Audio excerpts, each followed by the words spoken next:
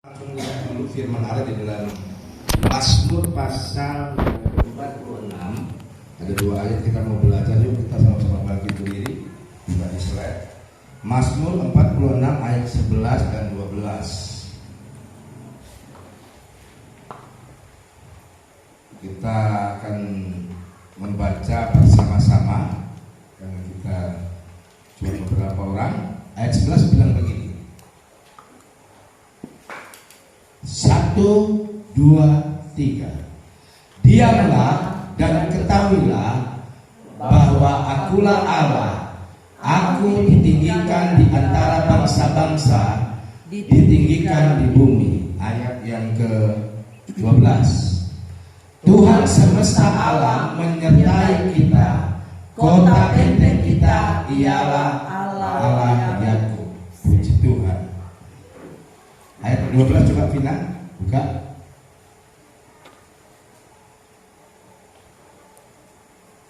Ini di dalam Mazmur 46 ya, betul ya? Nah, Bapak Ibu Saudara yang dikasihi oleh Tuhan, ternyata kalau di elektronik ayat 10 tadi ya. Mari kita akan lihat dulu saudara, ada beberapa hal yang perlu kita pelajari.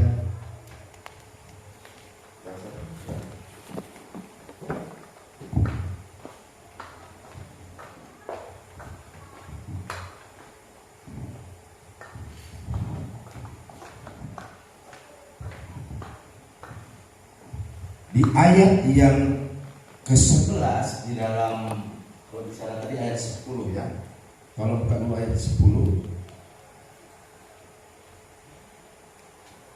Firman Allah bilang gini. Diamlah dan ketahuilah bahwa akulah Allah. Ada tanda seru, ada tanda perintah di sana. Aku ditinggikan di antara bangsa-bangsa, ditinggikan di bumi. Nah, Bapak Ibu Saudara, Tuhan mau memberitahukan kepada kita di dalam hidup kita ini ada bagian yang perlu dimengerti dan dipahami, bahwa kita punya Tuhan itu perlu selama kita hidup di dunia ini kita meninggikan Dia, ya. Kalau kita sudah meninggal, kita tidak dapat lagi meninggikan, memuliakan Tuhan. Alasannya kenapa kita mesti meninggikan, memuliakan, mengagungkan Tuhan, ya, melalui dua ayat ini. Saya beri judul renungan firman saat ini, pentingnya penyertaan Tuhan. Amin saudara. Tiap hari bagi kita orang percaya, kita harus memahami kita penting untuk merasakan, menikmati penyertaan Allah. Nah, Bapak Ibu Saudara yang dikasihi oleh Tuhan,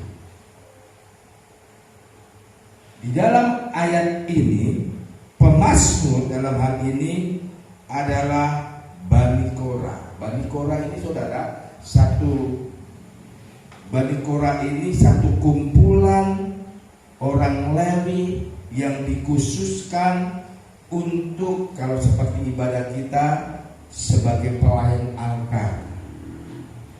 Orang-orang yang melayani ibadah, memimpin ibadah pujian, itu Bani Korah. Dan sayangnya kalau saudara membaca, Bani Korah ini mereka memberontak kepada Allah pada akhirnya. Memberontak kepada Allah, dan Allah dengan murkanya, kalau saudara membaca kisah Bani Korah ini, Allah bukakan itu tanah menganga, kata firman, lalu seluruh banyak Bani Korah itu masuk di kubur hidup ini. Nah, Bapak Ibu Saudara yang dikasihi oleh Tuhan, kalau saudara ingat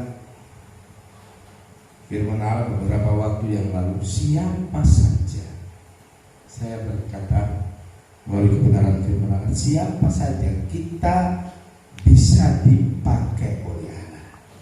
Saudara masih ingat judul firman Allah yang beberapa minggu yang lalu?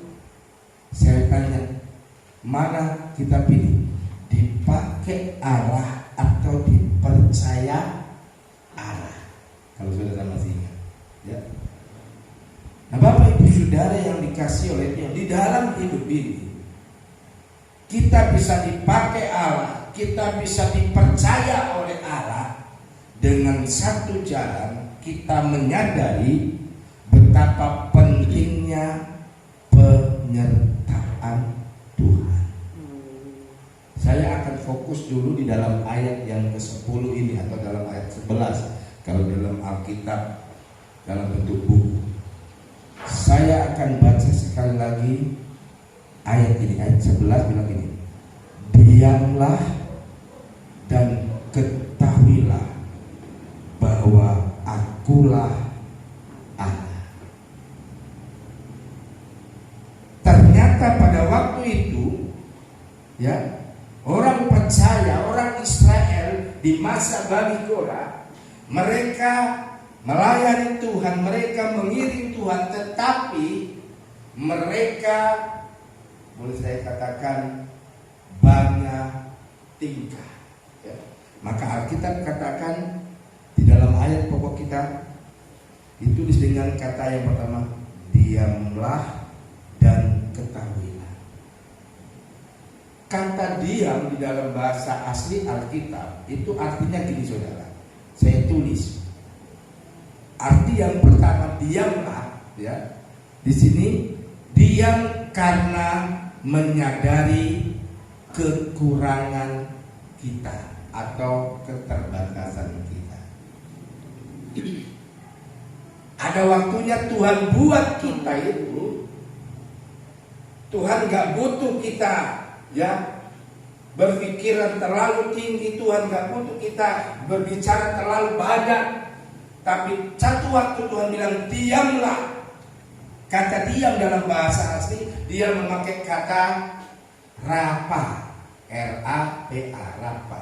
Rapa itu yang tadi arti yang pertama saya tulis tadi, kita diam karena kita menyadari kita ini penuh kekurangan dan keterbatasan. Ini arti yang pertama. Kalau kita menyadari kita penuh dengan keterbatasan, penuh dengan kekurangan, maka secara otomatis, ya, hidup kita itu lebih gampang. Yang pertama, inti dari firman Allah, hidup kita itu lebih gampang fokus kepada Tuhan. Selama kita masih merasa diri mampu, selama kita merasa diri bisa, selama kita merasa diri kita, oh karena saya, maka kita menjadi pelayan Tuhan, kita menjadi hamba Tuhan. Yang kata Alkitab, ada waktunya Tuhan buat itu diam.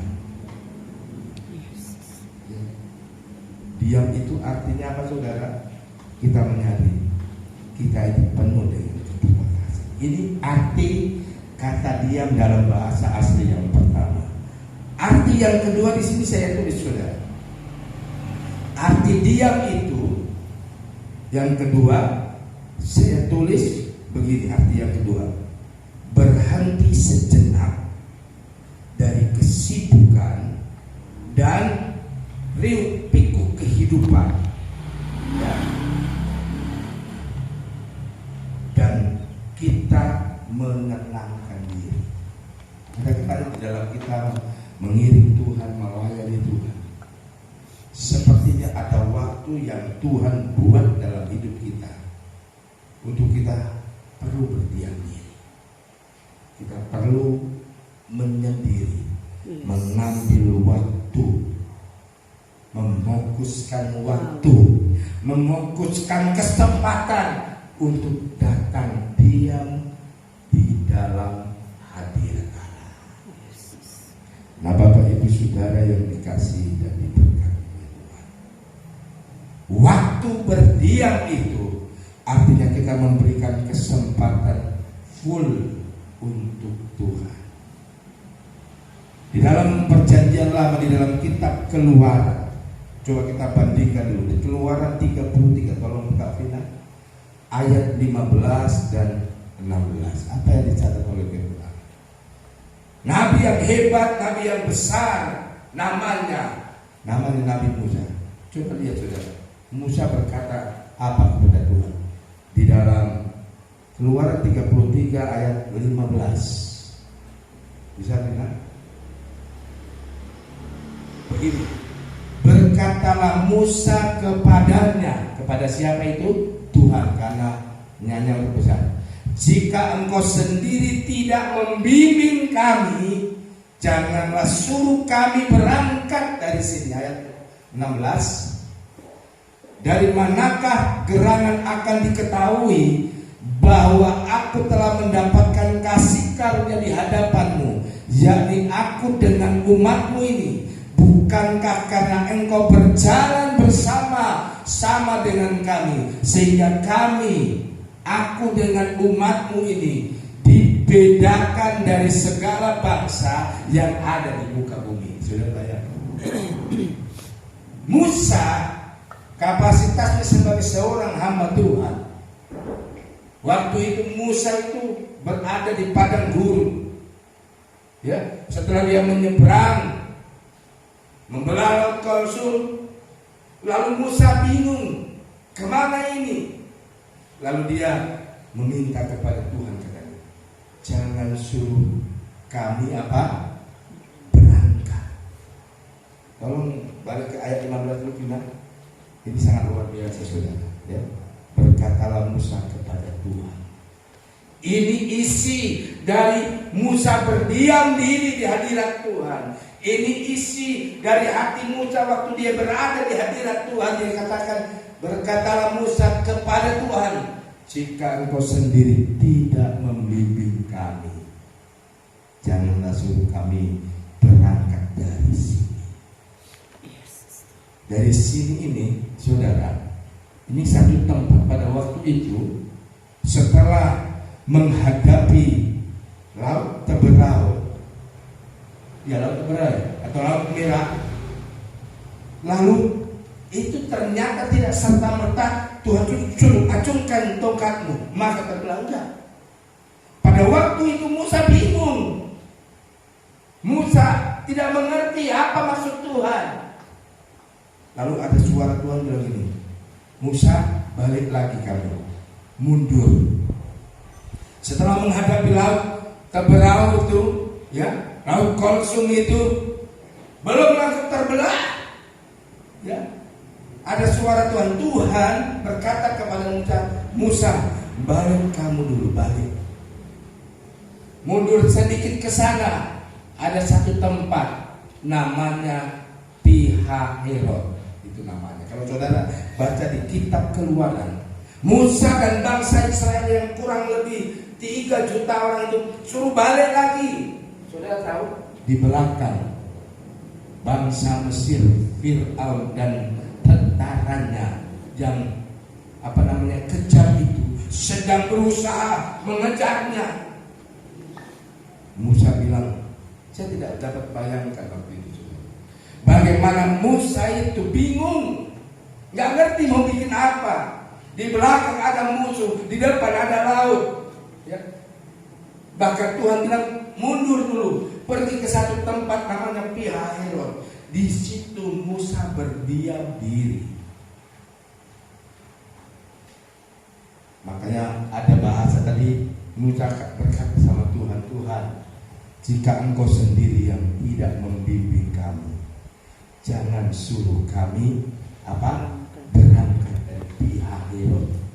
Pi-Hahirot itu artinya, saudara, tempat yang mengerikan, tempat yang tidak mengenakan, Pihahirot itu adalah tempat yang di dalamnya, di depan dan di belakang, boleh saya katakan, hanya tersimpan, hanya berbuahkan kebuntuan. Di depan laut, di belakang tentara Israel yang akan membunuh, menghabisi umat pilihan Allah pada waktu itu. Makanya Bapak Ibu Saudara yang dikasihi oleh Tuhan, kita menyadari yang pertama ada kalanya kita perlu diam, berdiam diri. Artinya apa? Kita menyadari batas kemampuan. Banyak kali dan sering kali saya berkata, saya sebagai orang, saya tidak bisa menyenangkan semua jemaat atau semua orang percaya atau semua keluarga, tidak bisa. Karena apa?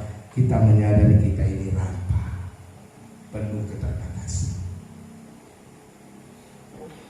Mari kita akan lihat saudara, ya, di ayat kita tadi di dalam Mazmur tadi, kita akan kembali Mazmur 46. Kita disuruh berdiam diri dan ketahuilah bahwa akulah Allah. Ya, akulah Allah. Ayat selanjutnya, aku ditinggikan di antara bangsa-bangsa, ditinggikan di bumi. Nah, Bapak Ibu Saudara, ketahuilah, bagi kita orang percaya, apapun kesesakan yang kita alami, apapun kesesakan, kesusahan, persoalan hidup yang kita alami dan sedang kita jalani, yakini di ujungnya ada kemenangan. Katakan amin. Di ujungnya ada kemenangan, asalkan kita itu selalu berada dalam penyertaan Tuhan. Bapak Ibu Saudara, contoh firman Allah tadi, Musa dan bangsa Israel. Meskipun ada kesusahan di depan, ada kesusahan di belakang, masa depan buntu, masa lalu lebih buntu, ya, tapi yakinlah di ujungnya itu ada kemenangan. Siapa yang membuat menang saudara? Karena Tuhan, kita jadikan Tuhan yang selalu menyertai. Yakini ini yang pertama. Kita disuruh Tuhan diam, ya, supaya kita itu fokus kepada Tuhan. Kita fokus menyadari Tuhan.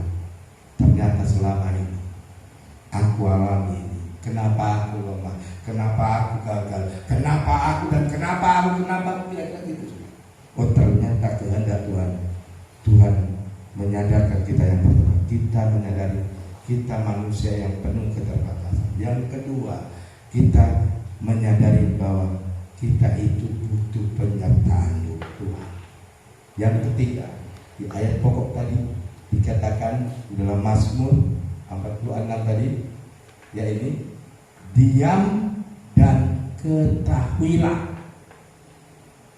So, diam dan ketahuilah. Ketahuilah ini dalam bahasa aslinya dia memakai kata yada, Y-A-D-A. Artinya saudara, belajar mengetahui, ya, lewat kita melihat dan memperhatikan. Sama dengan Musa waktu dia ada di tempat Pihahirot itu, yang pertama Musa diam, lalu Musa mulai memperhatikan apa yang terjadi. Ketahuilah, Musa mulai menyaksikan, mendengarkan apa yang Tuhan katakan, apa yang Tuhan inginkan. Ternyata di Pihahirot ini Musa diajar oleh Tuhan bersama umat Israel untuk mereka berdiam diri ada dalam hadirat Allah dan mendengarkan apa yang Tuhan mau sampaikan, apa yang Tuhan mau katakan, apa yang Tuhan mau beri jawab dalam setiap persoalan hidup. Musa dan bangsa Israel waktu itu.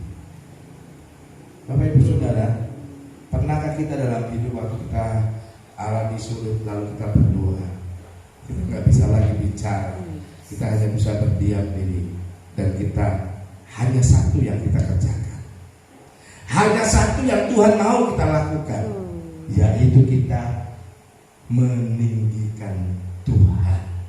Saudara, perhatikan saudara ayat ini. Diamlah dan ketahuilah bahwa akulah Tuhan.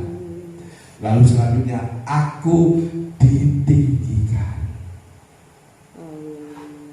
Banyak-banyak orang percaya, merasa, oh kalau ke gereja sudah, tapi ternyata di dalam gereja dia melakukan hal-hal yang sepertinya berkenan kepada Tuhan, tapi tidak berkenan.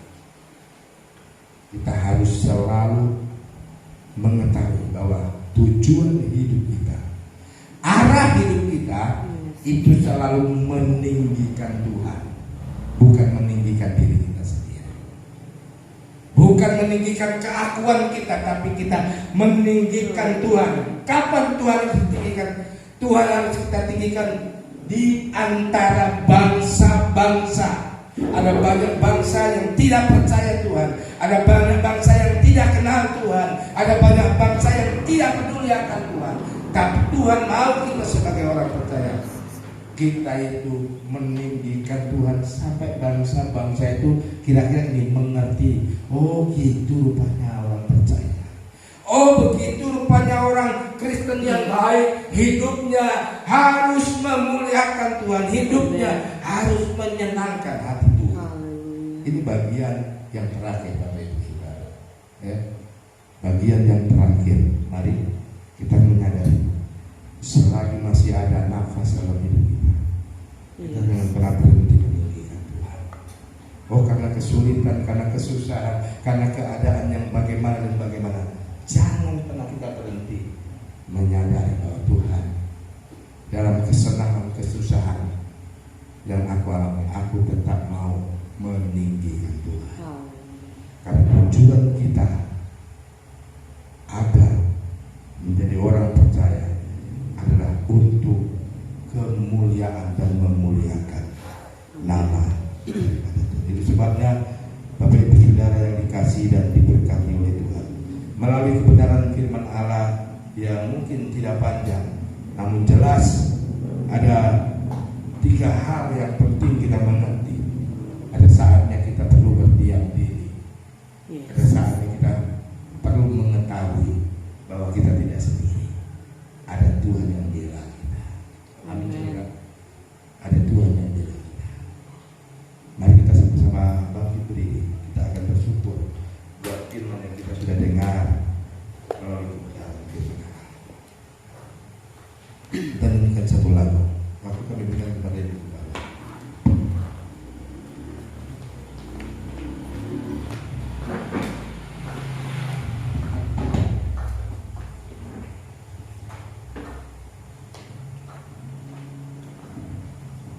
Haleluya, puji nama Tuhan.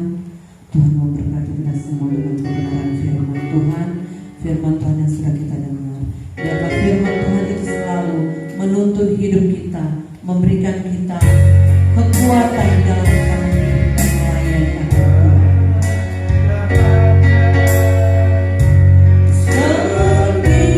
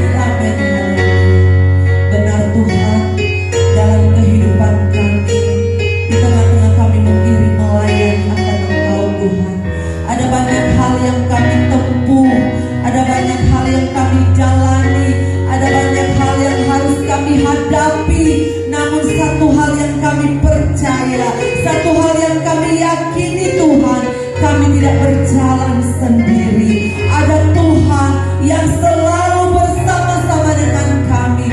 Ada Tuhan yang menopang kehidupan kami. Ada Tuhan yang membela kami. Ada Tuhan yang menolong kehidupan kami. Engkaulah kekuatan di dalam hidup kami. Engkaulah juru selamat kami. Kami bersyukur kepadamu Tuhan. Kami memuji mengagungkan Engkau. Biarlah firman yang kami terima, firman itu jatuh di tanah hati kami yang subur. Firman itu bertumbuh, berbuah lebat, hanya untuk hormat kemuliaan nama daripada Tuhan. Terima kasih Bapa di surga. Setelah kami semua diberkati dengan kebenaran firman-Mu, tiba saatnya Tuhan untuk kami melayani Tuhan lewat berkat yang Tuhan berikan bagi hidup kami, lewat korban persembahan kami kepadamu. Ajar kami Tuhan untuk dapat melayani Engkau dengan sukacita di hadapan-Mu Tuhan. Kami bersyukur kepada Tuhan. Berapapun yang dapat kami berikan kepada Tuhan, Tuhan tilik memberkati. Tuhan kembalikan berkat yang berlipat kali ganda. Terima kasih Tuhan. Kami bersyukur padamu Tuhan. Kami sudah berdoa dalam nama Tuhan Yesus. Haleluya. Amin. Puji Tuhan. Silakan duduk dan kita akan melayani Tuhan dengan korban persembahan kita kepada Tuhan. Berilah yang baik, berilah yang baik.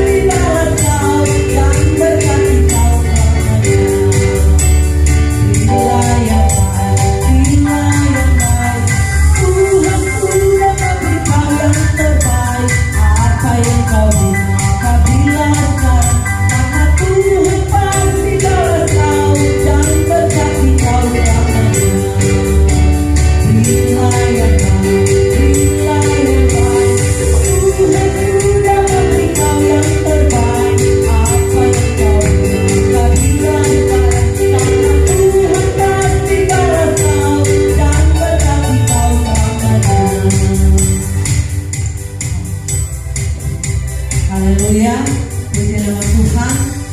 Tuhan Yesus memberkati setiap korban pelayanan saudara. Puji Tuhan, berkati korban Bapak Ibu Saudara. Untuk pengumuman ya, ibadah tengah minggu kita, Gembala mau sampaikan karena orang belum banyak ya.